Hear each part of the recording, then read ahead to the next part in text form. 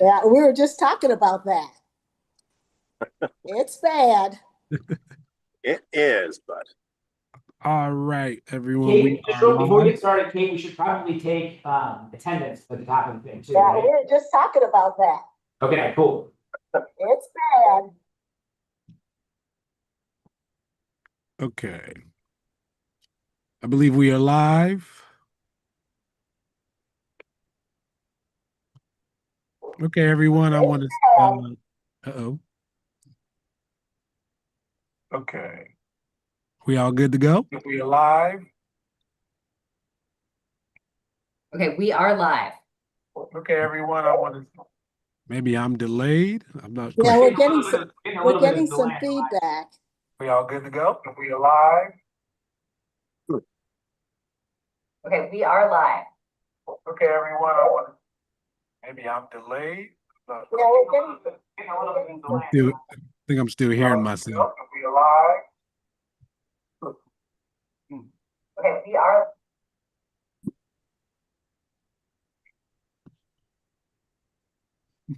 Power through, Jake. Okay. All right. Well, I want to thank everyone for being available for this special meeting of the Park Board of Commissioners. We are here to pretty much discuss change of park hours. I will also want to mention that we had public comment and acknowledge that as well about changing all park hours. So from here, I would give it over and hand it over to Jason. Kate, if you can come on, we can just take attendance real quick officially. You can just do it. You don't have to turn your camera on, but if you just want to call it out, like you do a roll call vote, we'll take official attendance. Okay, Vice President Lee. Here. Commissioner Castellini. Here. Commissioner McCallum. Here. Commissioner Nyer. here. And I was the source of the feedback. I was in the car. I have now put it to AirPods, so I think the feedback loop is stopped now. My apologies. Excellent. So this is the first totally virtual meeting we've had, virtual special meeting we've had since I've been here. Apparently the park board did this quite regularly during COVID times. So Commissioner Castellini has lots of experience in this. But this is the best way to get this meeting done. So the purpose of the meeting, as it said in the notice, is to discuss changing our hours in certain parks. Currently, all parks have the hours of 6 a.m. until 10 p.m., with the exception of our kind of signature parks in the downtown and riverfront area. Those parks have hours of 6 a.m. to 11 p.m. That is Headberry International Friendship Park, Bicentennial Commons of Sawyer Point, the Public Landing, Yeatman's Cove, Snail Riverfront Park, and Washington. So those are 6 a.m. to 11 p.m. All other parks are 6 a.m. to 10 p.m. At City Council meeting currently, City Council is considering an ordinance to change or to create what's going to be called a special extended curfew district for minors. For practice, make sure I got that right. But a special extended curfew district for minors, and that would be that anyone under the age of 18 would be required to be accompanied by an adult after 9 p.m. be within that district. That district, there's a map of that district, but it is basically, but it's not basically, it is from Liberty Street south to the Ohio River, and from Central Avenue on the west to Broadway on the east. It encompasses 5 Cincinnati parks, and that is the Public Landing, Snail Riverfront Park, Hyatt Park, Washington Park, and Ziegler Park. And so this is asked us to change our park hours to match that special curfew district. And so that is what we're here today to consider. I'm going to share my screen real quick. So this is the official, let me know when you're looking at a Word document. Are you? Yep. Are you looking at a resolution? Yes. Okay, so this is the official resolution which I've sent to everybody, includes all of the whereases. And so, as everyone can see, it basically lays out that we're allowed to do this by the charter, and then it lays out the part of the Cincinnati Municipal Code that allows us to do it. And then it notes that City Council is passing an ordinance to make this change. And then it notes that we're making the change. This next piece here is the new hours of the rule. I'm going to change over. So let me know when you're looking at the document with yellow on it. Okay, so this is the official rule. So everything that is not highlighted is how the rule exists word for word currently. We are considering adding this paragraph or these two paragraphs, which pretty much outlines exactly what I just said, which is that following parks will be closed from 9 p.m. to 6 a.m. for anyone under the age of 18, unless they're accompanied by their parent, guardian, or an adult who has the care, custody, or supervision of that minor. And that is Public Landing, Smale Riverfront Park, Hyatt Park, Washington Park, and Ziegler. And then it also makes very clear that if it is an activity that is sponsored by the City of Cincinnati, which includes the park board, or other organization that is permitted by us to have an activity in those parks, then they're of course allowed to be in the parks. So for instance, America's River Route celebration in October will have concerts that will go until later than 9 p.m. If two 17-year-olds were to buy tickets to that concert, they would of course be allowed to be at that concert, but they would need to go home after the concert is over. Similarly, if we were to hold any sort of a teen activity or any sort of activity at all in Smale Riverfront Park or Washington Park or other parks, those permitted activities would be a fine reason to be at the park. But once that activity left, you would have to go home.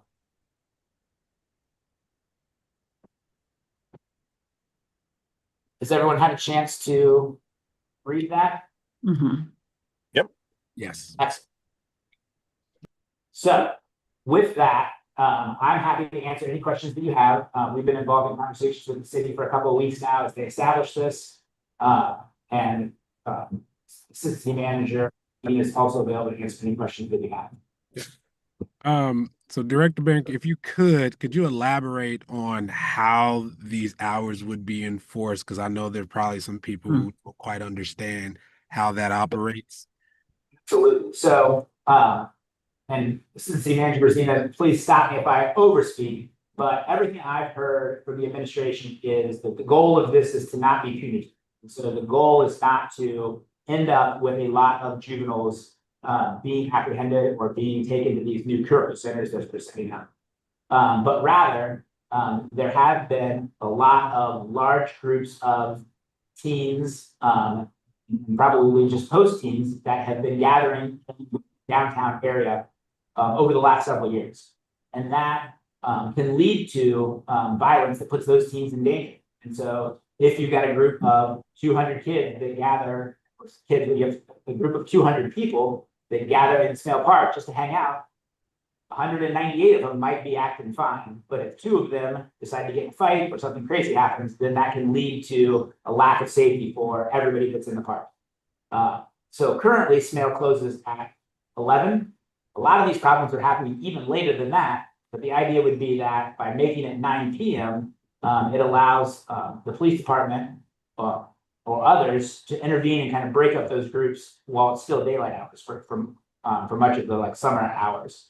And so, but again, my understanding of how this is going to be implemented is it will mostly be used as a mechanism to say, all right, you gotta get moving along. The park is closed, and if you're a big group of folks, you gotta head into a bus or head into your car or get picked up because you can no longer congregate. And so the idea will not be to, I think it would only be minors that really want to violate this and kind of challenge the good graces of you got to go. It would only be somebody that was really like, no, I'm not going, that would end up being detained. And then they would go to one of these curfew centers where the city's partnering, and I don't have all the details on this, but I believe it's Lighthouse Youth Services and Seven Hills Neighborhood Houses are the two partners, and they would then be taken there. They're not taken to jail or to any sort of payment center. They're just taken to these curfew centers where they would be allowed to wait for their parents to come get it. I understand the city council has recently approved more money for enforcement and safety of downtown. Will some of that be allocated to having more security in our parks? What I can say is we've already received some great partnership from the city of Cincinnati, and the police department and the city manager's office to staff some of our events. So our teen skating night on Friday nights all summer long has had police officers that have attended that all summer long. We've had no challenges. Everything's been really smooth sailing at all of those events. And I have been involved in conversations about additional resources that the city's deployed in and throughout this area, both before now and ongoing. But I couldn't speak specifically to it, but I would pass that question over to city manager Rosita.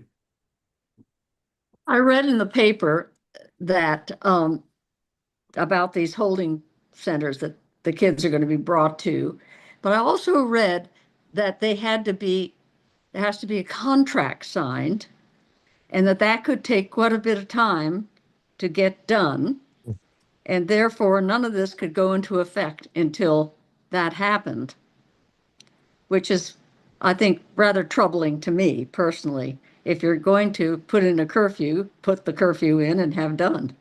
And so I'd like to have that addressed.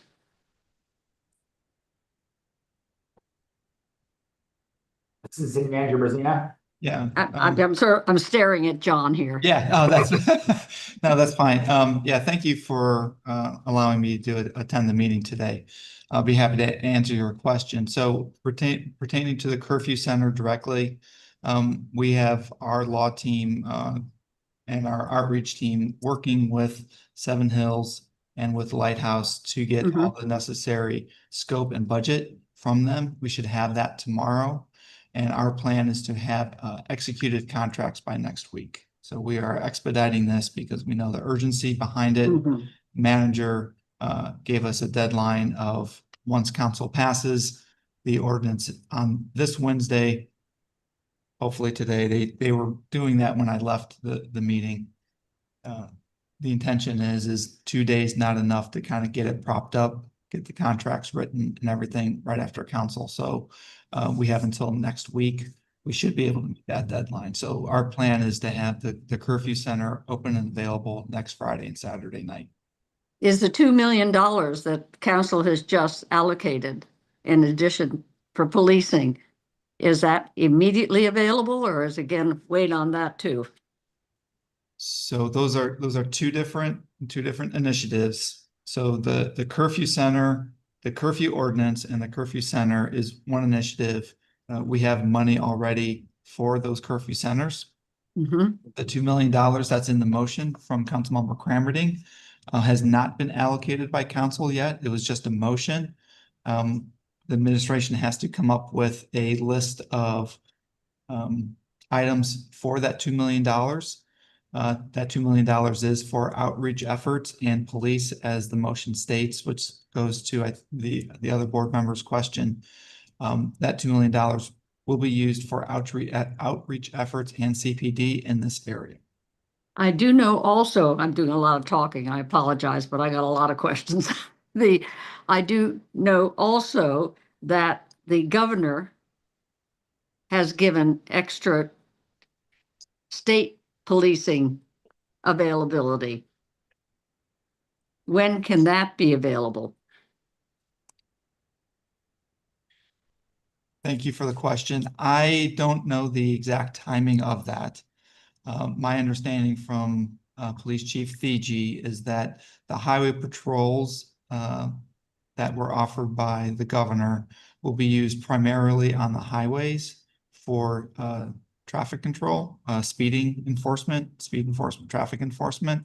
That will free up our officers to focus more on our city, on our local streets. Yeah, so but that would be immediate. That will happen.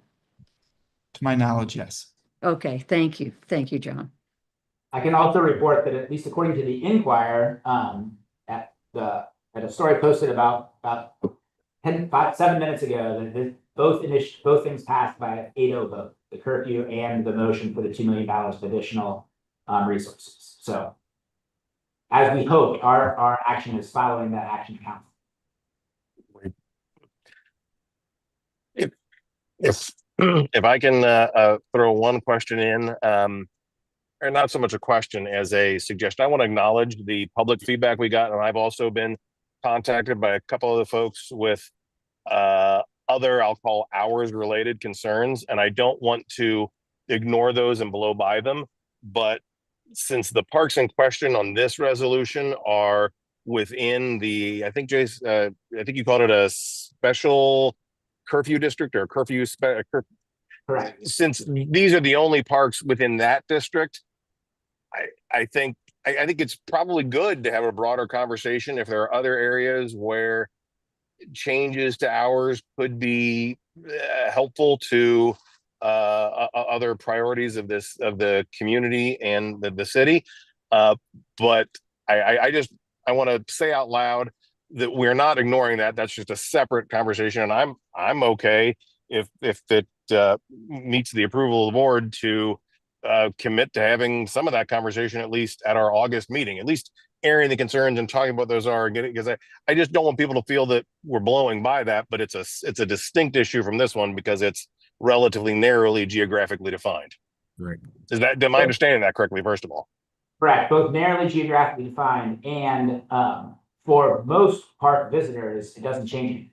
So all park visitors that are over the age of 18 are still allowed to be in Snail Park, Washington Park, other parks until the park closes at 11.